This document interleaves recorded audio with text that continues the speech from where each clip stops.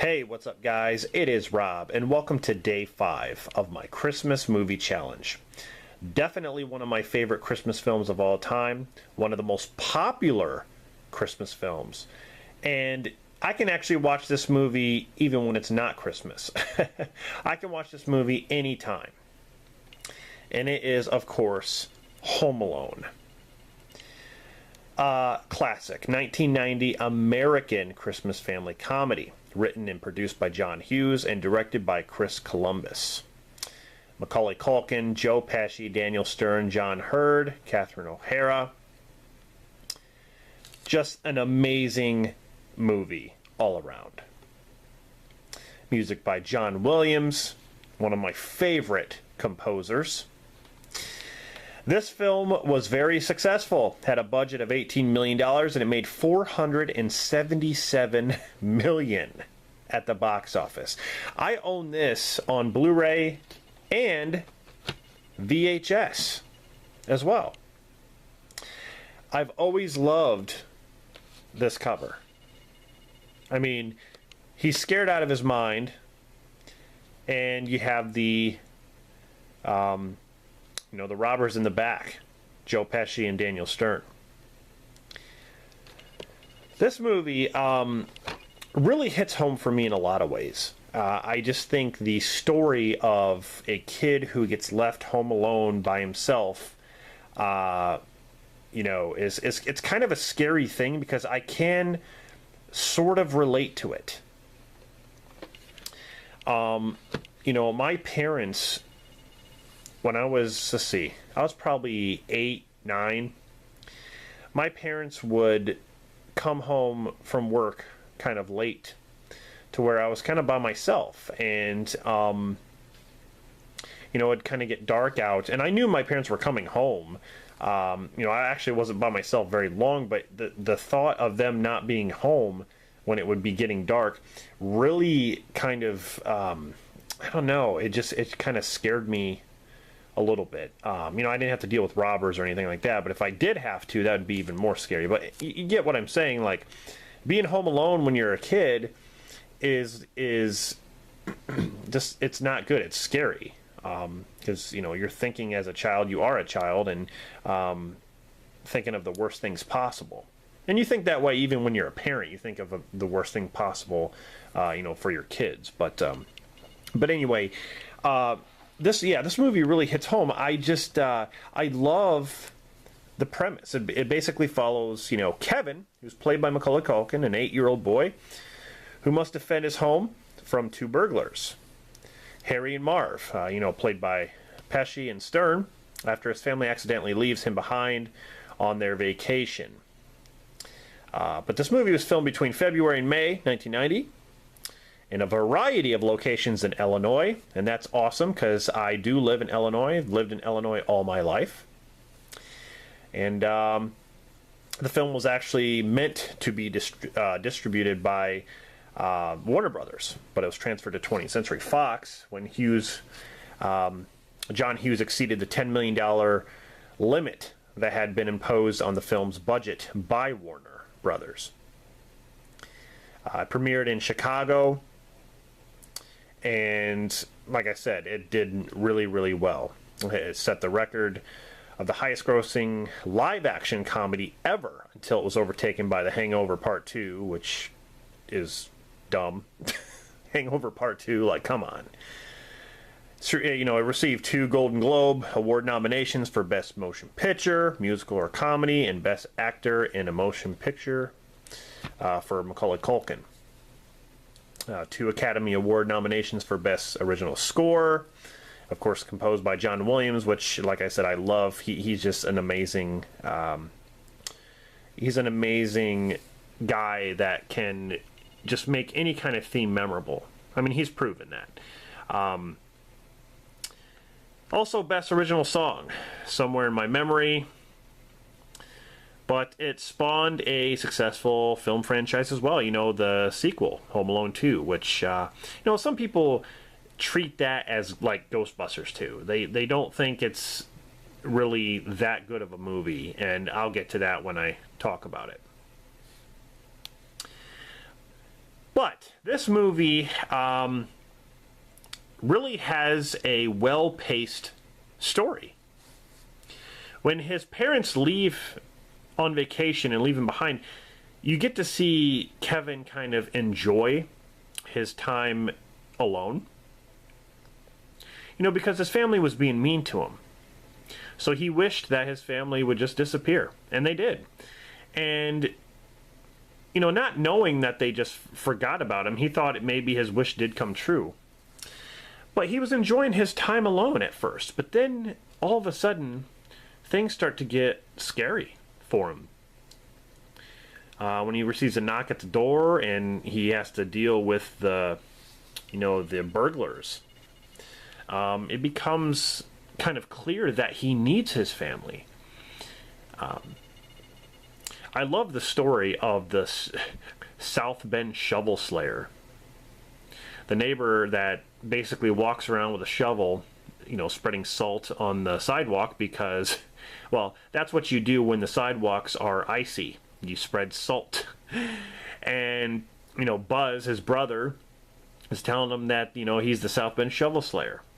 He's killed people. You're supposed to stay away from him. You're supposed to be scared of him.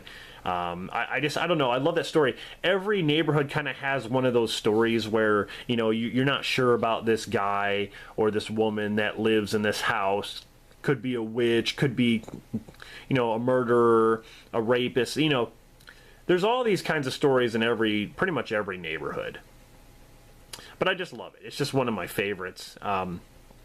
But yeah, this movie has an amazing cast, like I said. Macaulay Culkin, Joe Pesci, Daniel Stern, John Hurd, Catherine O'Hara, you know, she was in Beetlejuice, of course. John Candy, who also just pretty much has a cameo, but it's kind of a long cameo. But it was really nice to see him in this movie. But, you know, it was financed and distributed by Warner Brothers, and, you know, Hughes promised the studio that he could make the movie for no more than $10 million, considerably less than most feature film productions go, you know, as far as the budgets in that era. But here's the thing. He wanted Patrick Johnson to direct, but he was already committed to directing Space Invaders. So then he turned to Chris Columbus, who had left National Lampoon's Christmas Vacation because Chris Columbus had a really bad experience with Chevy Chase, basically saying that he treated him like dirt. They did not get along. There was a huge clash. And Chevy Chase, from what I hear, is very hard to get along with, especially on set. He's hard to work with. But, you know, Columbus chose to direct, and you know, it was great. I just think he has done well in his career and, you know, with this movie, of course. Now, John Hughes suggested to Chris Columbus that they cast Macaulay Culkin in the main role because of experience with the child actor while shooting Uncle Buck. You know, Macaulay Culkin did a great job in Uncle Buck. That's why it was really cool seeing John Candy in this movie. It would have been cool if John Candy actually, you know, his character in this movie actually would have met Kevin, because then they would have been together. But Columbus met with other actors. You know, there was hundreds, I think like 200 people, but he felt, you know, they agreed with Macaulay Culkin and that he was the right choice for the role, and, you know, they couldn't have been more right. He's just really good in this role. Robert De Niro and John Lovitz were considered for the role of Harry, you know, one of the bandits, but they both rejected it, and, you know, Joe Pesci accepted. The role for Uncle Frank was written for Kelsey Grammer. Now, that actually might have been okay. I do like Kelsey Grammer. You know, Frank turned out to just be kind of like a cheapskate jerk who kind of, you know, takes the family's money and goes with it pretty much. Gary Bamman was good too, though. Daniel Stern was cast as Marv, but, you before the shooting started, he was told that the production schedule had been extended for 6 weeks. It's like 6 to 8 weeks. But he was informed that there was no money in the budget to pay an increase, because he sought an increase for an extended schedule, and then he dropped out of the role. Daniel Roebuck was quickly hired to replace Daniel Stern, but after 2 days of rehearsal, Columbus did not see any chemistry between him and Pesci and decided to bring back Daniel Stern. Roebuck later admitted that he was upset to be fired from the production, but he now believes the experience to be such a little blip of unimportance. That's very interesting. Daniel Stern, he basically wanted more money for an extended shoot. I don't really call that greedy. He's basically wanting to get paid for extra time, and I can kind of see that.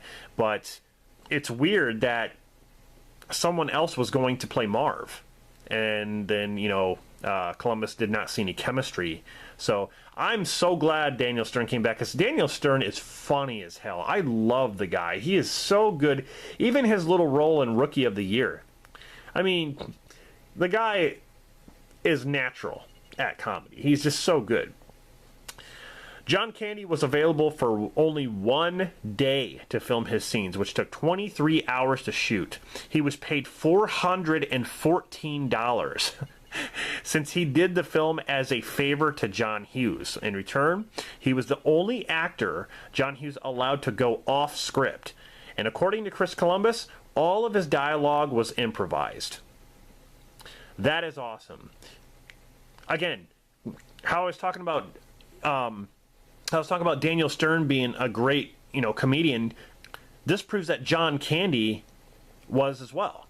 I mean, rest in peace, John Candy. The guy was a natural. I just love him. Any movie he's in, he's just so good. One of my favorites is The Great Outdoors, Uncle Buck. No matter what he's in, even the little part in National Lampoon's Vacation, great. But he was also great in this. I mean, he had a nice little role. It was because of him that Catherine O'Hara's character got home to her son. So kudos to John Candy's character. Now, the house. The famous Home Alone house. I think it's in Winnetka, Illinois. Or Winnetka? That's what it is. Winnetka, Illinois. You can see the 3-story single-family house. I have not seen it. I'm not really sure how far that is from me. I'd have to look it up on Google Maps, but I plan to get my picture taken in front of there someday, because that would be really cool. But John Hughes previously filmed The Breakfast Club, Ferris Bueller's Day Off, 16 Candles, Planes, Trains, and Automobiles, She's Having a Baby, and Uncle Buck. They were all shot around that area as well. The interiors of the house used for filming in the film were the main staircase, the basement, the attic, and most of the first floor. While the other interiors of the house were duplicated on a soundstage because they needed room for the equipment and the crew. And I can see that, because going into a house, you gotta, it'd be hard to fit all that stuff in there. But the church interiors were shot at Grace Church in Oak Park, Illinois. I'm not even sure where that is either. I wonder how far these places are from me, but really cool stuff, man. This movie just has a lot of memorable scenes, a lot of great things that happen. The comedy is fantastic. Basically a boy defending the house. He sets up all these really cool traps, and the robbers basically fall into those traps and they get messed up. I'm gonna kill that kid. And some of the stuff he does would literally, you just think it would hurt them a lot more. Like when Marv steps on the nail, I know how that feels. I've stepped on a nail before. you know, slipping on ice, burning his hand, you know, burning their hands on the doorknobs, you know, slipping on micro machines, which I have done before, getting hit with paint cans, all the stuff that happens to him. It's pure genius. I love it. Just a great movie overall, you know, all around, guys. It's just one of those films that you could pop in anytime and watch. I mean, hell, I've seen this movie on TV like twice now. And they'll play this one and then the sequel like right after. It's so good. So, you know, everyone knows Home Alone. I don't think I really need to talk anymore about it. I just wanted to, you know, talk about some trivia and some fun things. So, if you have not seen Home Alone, I don't know where you've been. You need to definitely check it out. So that is my pick for day 5 of my Christmas movie challenge. Stay tuned, because I'm going to be coming out with day 6, which you could probably already figure out. But, and like I said, this is not in any kind of order. It's going to be all random. So, alright guys, I'll see you on the next one.